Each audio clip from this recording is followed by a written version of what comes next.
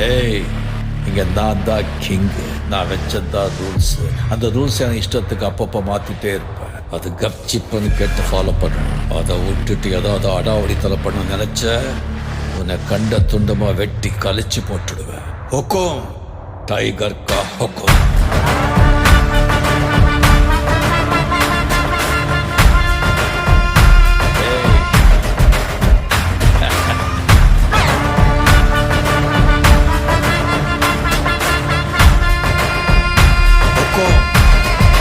tiger கலவர